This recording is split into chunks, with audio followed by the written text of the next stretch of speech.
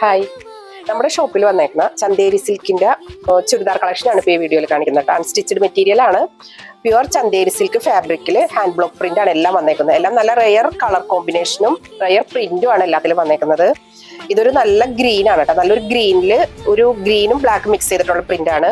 പിന്നെ ഒന്ന് ഇത് നല്ല വയലറ്റ് ഷെയ്ഡിൽ പിങ്ക് ഫ്ലവേഴ്സ് ആണ് വന്നേക്കുന്നത്. ഇത് നേവി ബ്ലൂ ഷെയ്ഡിൽ ഇൻഡിഗോ ബ്ലൂവിൽ ലീഫ് പ്രിന്റ്.